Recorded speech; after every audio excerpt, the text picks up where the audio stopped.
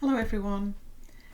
I've decided today I'm going to tell the story of my marriage implosion and also my transformation. So it's a little bit of a tough one for me today, but I'm going to try my best and explain how I recovered my sense of self and my life back after just 6 months of splitting up from a sociopath. So this is, I think it's titled, I was married to a sociopath for 2 decades and didn't know it. And that's true. So hello everyone, my name's Sarah Day and I'm a clinical hypnotherapist and transformational coach. And today I'm going to tell you the story of, it's like my origin story.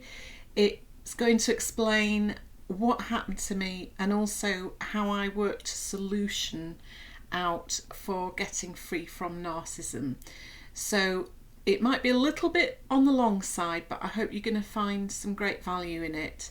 And maybe there are things in it that that you can sympathise with or empathise with. If so, pop some comments below the video and we can maybe have a little conversation about it. So let's just get into it then. So I'm sort of writing and talking about this sort of 8 years down the line. So this is something that happened 8 years ago. And I'm really glad to say that my life completely transformed pretty quickly. And I'll tell you more about that in a little bit. But so back then in the day, I had no idea about psychopaths or sociopaths or narcissists. And I had no idea of the names of the abuse strategies that they use. And nowadays, with the online space being as it is, you can go down the rabbit hole and you can find out all about narcissistic abuse and all the techniques that they use. And when I found myself right in the thick of it, that's something I actually did do. I did go online, and it was quite scary because that's when I realised that yes, he was ticking all the boxes. Okay. And one of my messages to anybody who suffered from narcissistic abuse is that it's not enough to know what they do, because we know that, we've lived through it. But knowing about them is just a tiny fraction of how we get free from the effects of narcissistic abuse. And how well we recover from it is vital if we're going to live a really good life after that experience. If you'd like to join a safe community where you are supported, where you can find guidance, then please do join my Facebook group. There's a link in the comments below and it'd be great to see you there. So what I didn't realise was that I was literally becoming an expert in narcissistic abuse, and unwittingly. So the story goes like this. I was married for 21 years. The marriage did end quite violently, but it wasn't violent for most of all that time. It was just in the last year.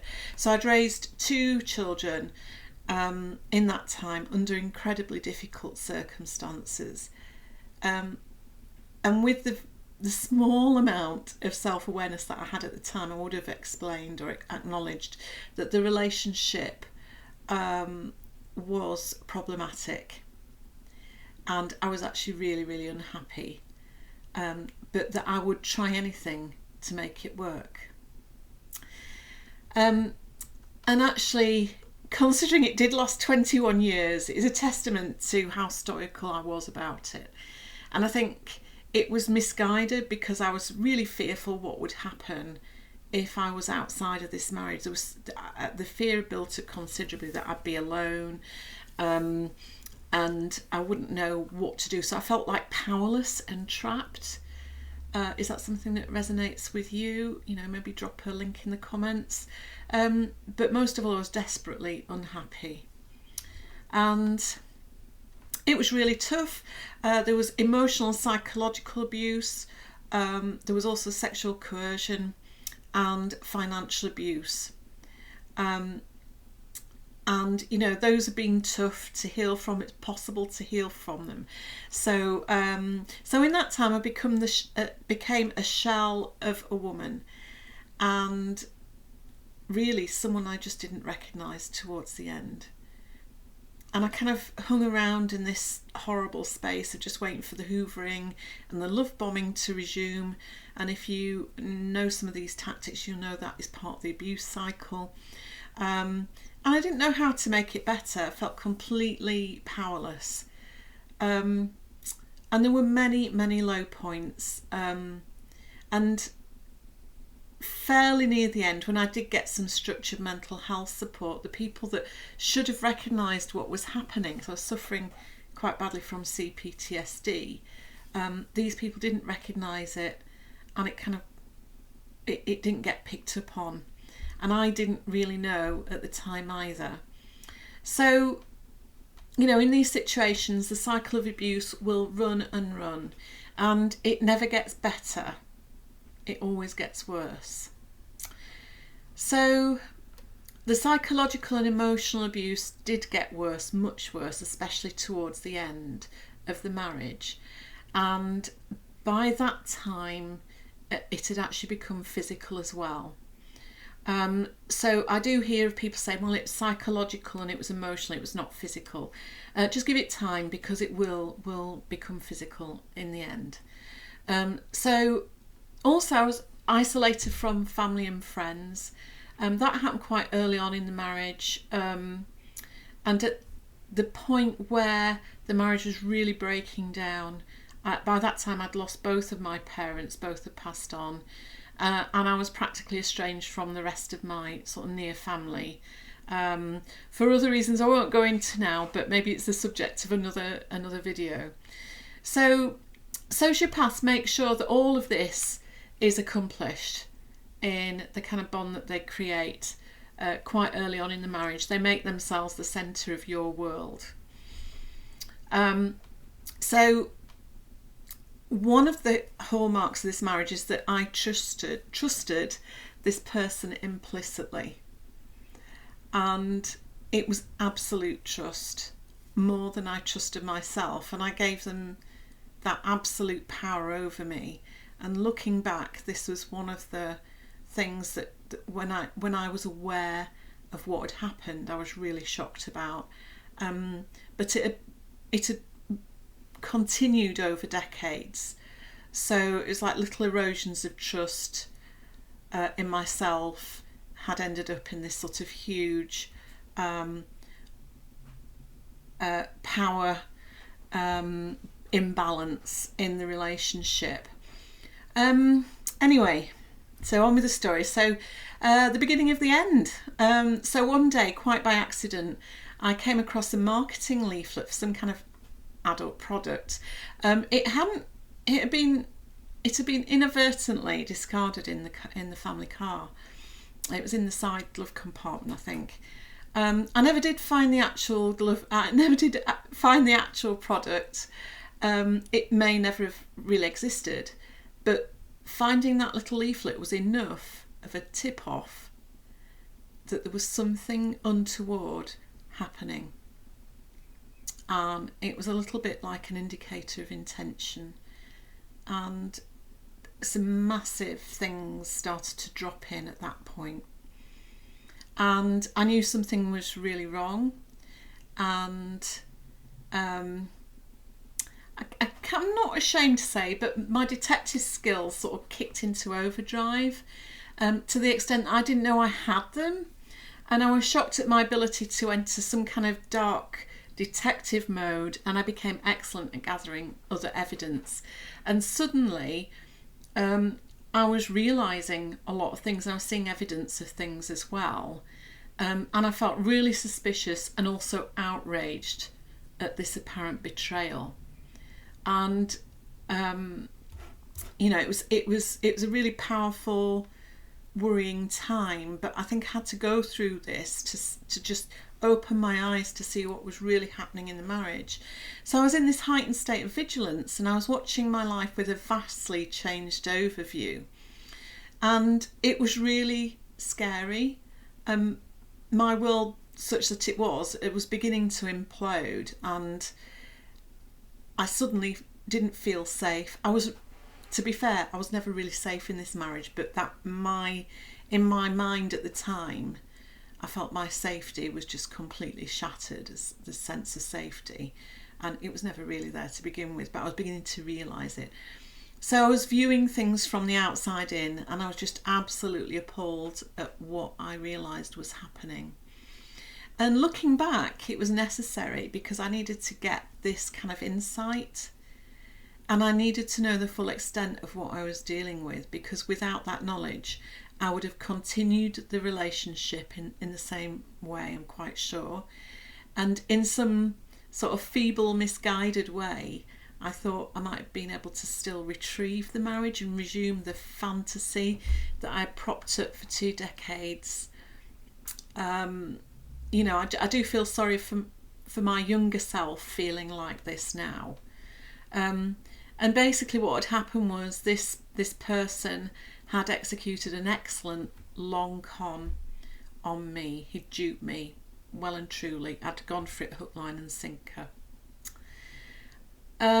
So realising all of this, the sort of the anger and the outrage of this betrayal, this sense of betrayal, just propelled me into action.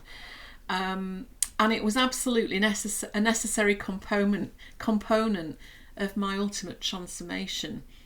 It kind of really, really kick-started me to understand what was really, really happening. And it was like lighting the blue touch paper. And the fact is that I trusted this person 100% in everything. And I had supported him in his endeavours to become, get this, a pillar of the community. You know, he was hardworking, charismatic, and he volunteered a lot of his time, energy and incredible planning and strategic powers to get things done for the greater good in various public-facing organisations.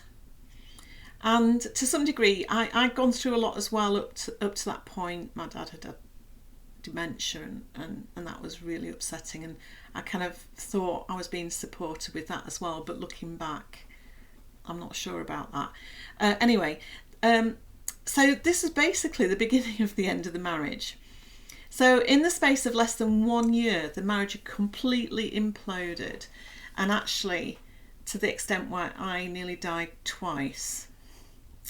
And the reason for that is because I basically caught him out in a little secret scam he was pulling, and I knew beyond doubt that he was, or that I was dealing with, a very, very good liar, a pathological liar, I later understood.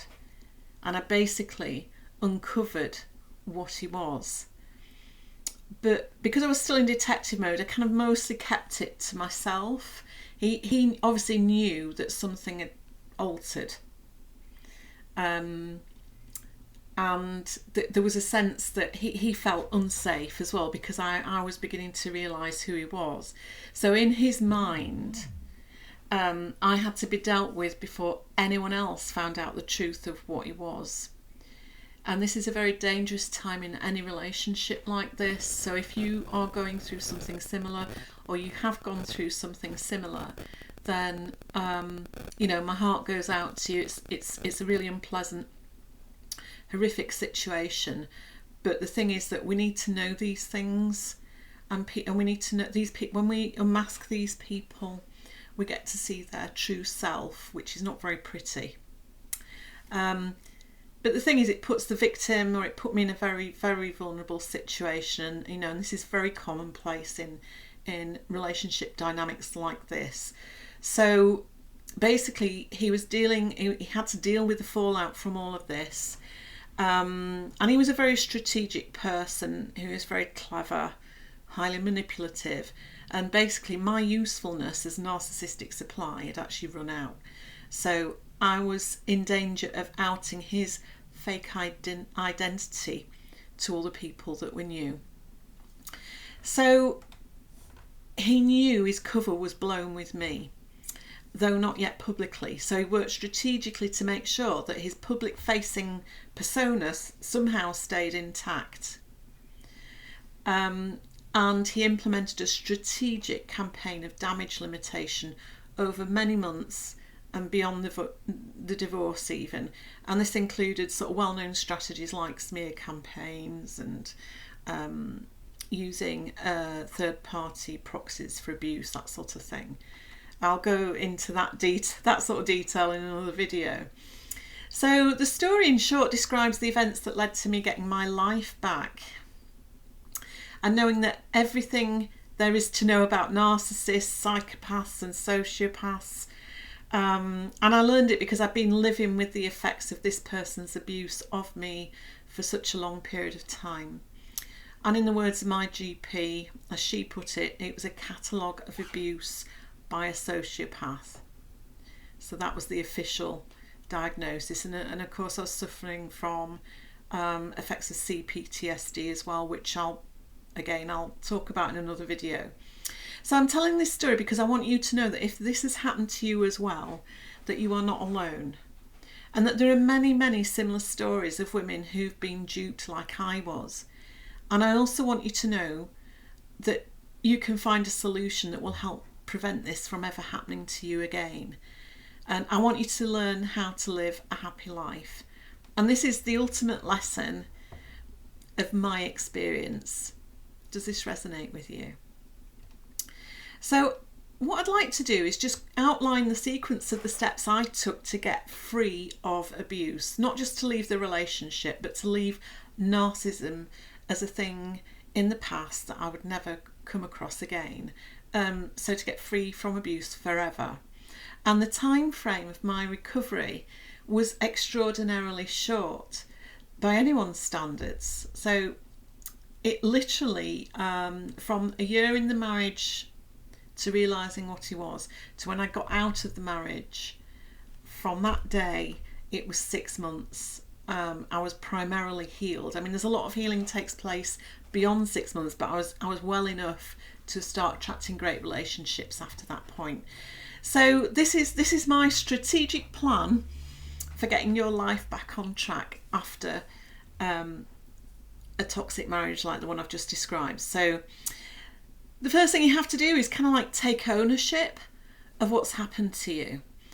And yes, that person was a narcissistic sociopath, psychopath, however you want to describe it.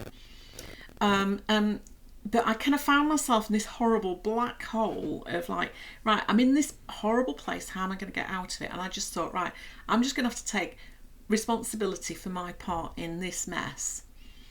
And because it kind of takes two. And I was a victim. And I'm not blaming anybody here. And I don't wish to be misunderstood at all.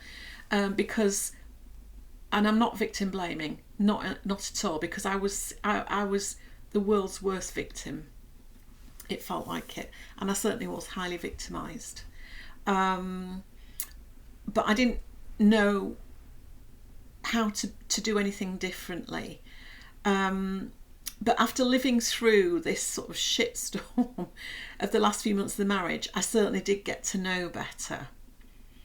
And once we know better, we start doing better, don't we? So I had to learn to forgive myself and offer myself, tons and tons of self-compassion to get through this sort of realisation that actually he might have been like that, but I was the victim. What was I going to do about it was the question I was asked. What are you going to do about it, Sarah? And this is what I ended up coming up with. So the other thing I had to do was that my mind at some level, well, quite a lot of time, was in complete chaos. The constant overthinking and being highly reactive was actually making me really unwell. And that was the CPTSD kicking in as well. And it was like living on ultra high alert for weeks. And I put myself under siege, and this really had to stop, and it did. And literally it got so bad one day, it was just like in a single quiet moment of introspection, I just literally stopped and I just closed my eyes and just thought, what are you going to do, Sarah? You can't go on like this. And in those few quiet moments, I just kind of let go of the chaos, and a spark of realisation just dropped in. And it was a magical moment of sort of deep clarity and knowing and calm and peace. And it was amazing. And in that moment, I kind of knew that I wasn't meant to be living like this, and that I had been living a really painfully sad and fearful life. But actually, I was meant to be happy. And that's what I wanted more than anything else. And I kind of liked the feeling I got from that. And it felt like a pool of peace and calm. And I later discovered, because I didn't know at the time, that this was actually meditation. And when I realised what it was, it's like, oh, I'm going to do this again. Because it felt so... It just gave me a lot of relief from the emotional pain I was in, and it literally saved my life, because I was able to disengage from the negativity and the trauma and just find this peaceful place, and it literally did save my life. So the other thing that I had to do as well was just give up the battle.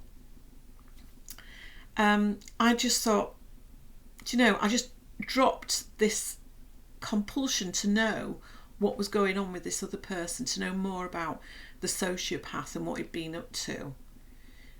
I knew what I knew, and that was enough. It's like, I just don't want to know anymore. That is all your stuff. Those were your decisions.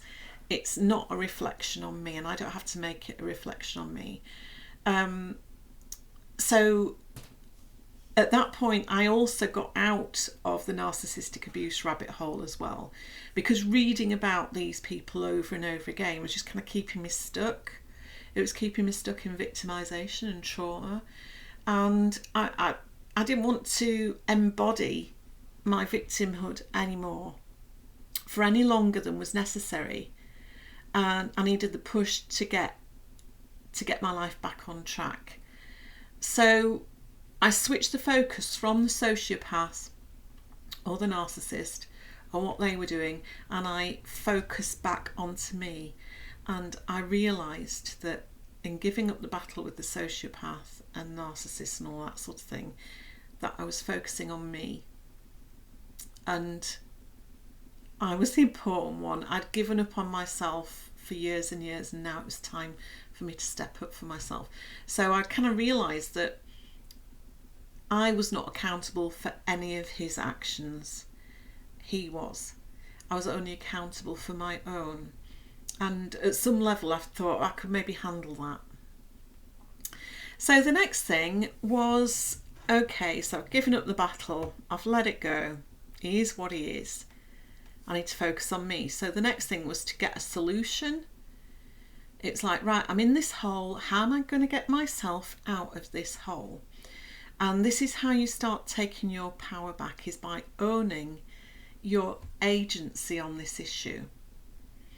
So my role of being a detective now just turned away from finding out about all the sociopaths and psychopaths towards finding ways of learning how to be happy. I made a study of it. It's like, I don't know what's in. I kind of accepted that I didn't know how to live a happy life. I didn't know how to have happy relationships, but I'm going to find out. So I kind of got the answers I was looking for. So I went down another rabbit hole, and this time it was to do with inner child healing and self-parenting and inner work. And this time I discovered ways that I could learn to love myself again.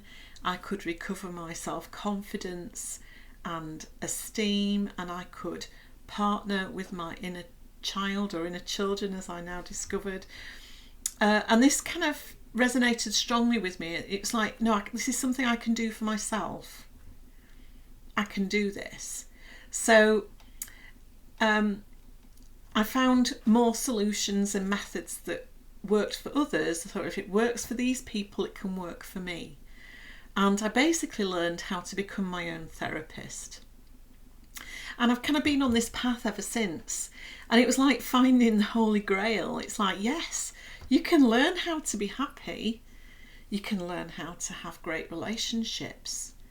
And so you can do this too. I distilled my knowledge of what works or what worked for me into my 90-day program. And you can get the details of that. I'll leave a link in the comments. So the next thing was, okay, I've got these solutions, and I kind of created a bit of an emotional toolkit. But then the other thing was that you have to take action, okay, and you have to become really intentional. And I'll explain a bit more about what I mean there. So everything I did from this moment had a deliberate intention behind it. And I actually took this lesson from the sociopath himself, because everything they do, there's an intention behind it. Okay, they take action toward propping themselves up in vile, cruel and sadistic ways. But I realised I could do the same, but this time I'm not vile, cruel and sadistic, but I have got tons of compassion and I have got a lot of love in me. So if I can create actions with intention, with compassion and love in my heart, then I knew that I could start building some kind of life back for myself. So I promised myself that I would do my absolute best to take actions that would support me learning to live a happier life. So does this resonate? You know, what intentions can you set for yourself to change the direction of your life?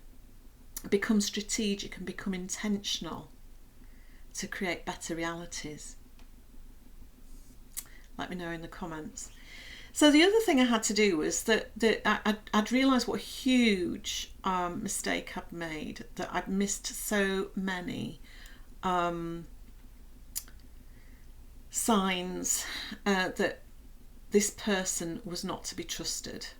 I mean, I look back now in horror and I think, oh my God, you didn't realise that, you didn't realise that. So that was a big thing to overcome. I mean, I've forgiven myself for all of that now, but I had to learn to trust myself again. Never mind about trusting anybody else, I had to trust myself again, and that was quite tough. But you just have to open yourself to doing that.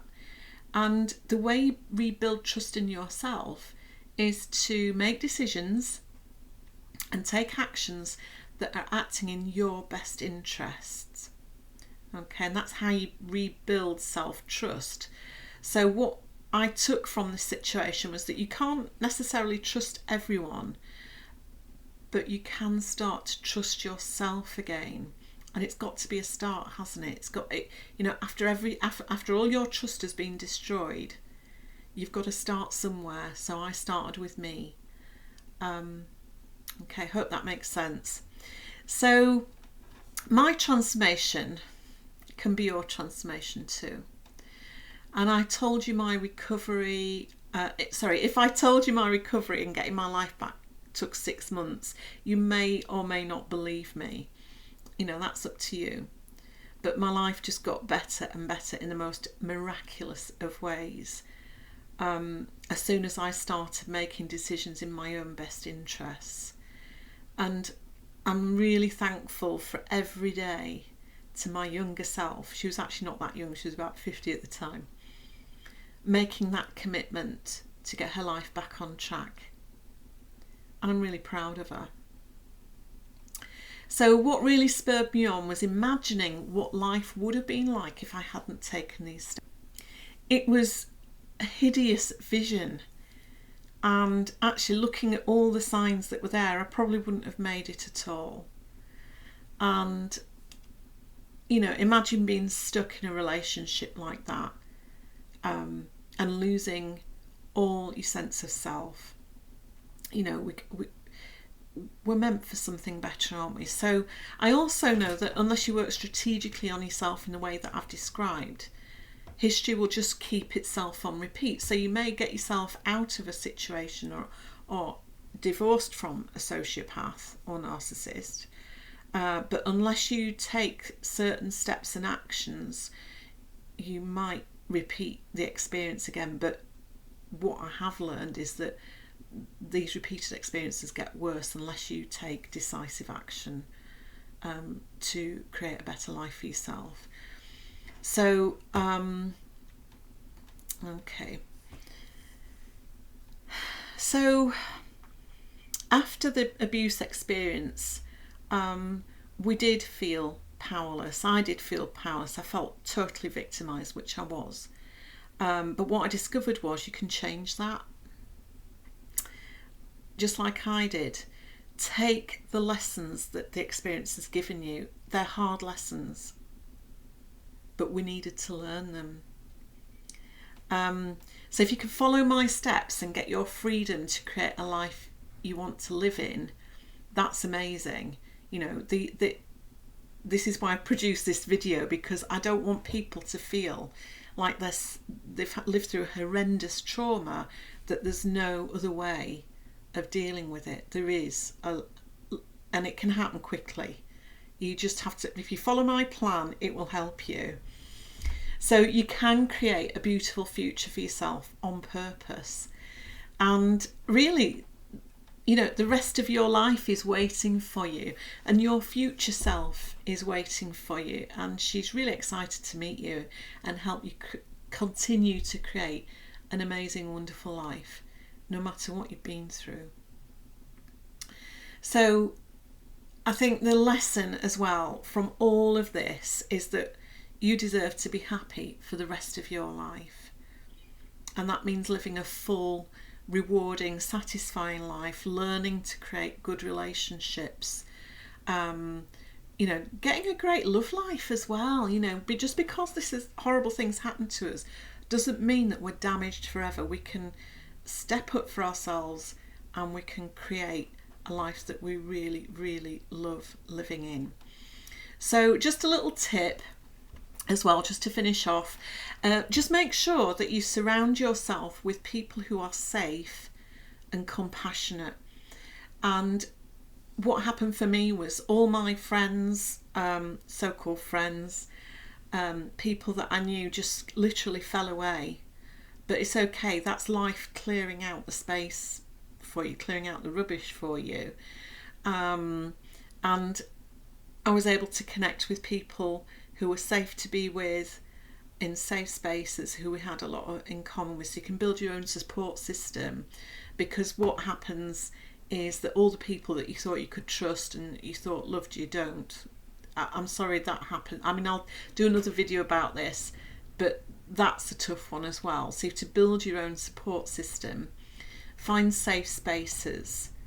Don't try and get people to get what's happened to you, because most people don't get it. So find a knowledgeable community that's safe, that's got accountability. I'm doing a bit of a sales job for my Facebook group, which is a really safe space. And if you'd like to join, there is a link in the description below.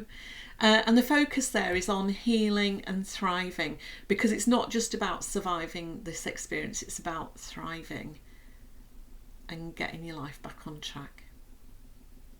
That's it from me for now. I hope, you know, if any of this resonates, please do get in touch, comment. I'll try and reply to comments, and I'll see you in the next video.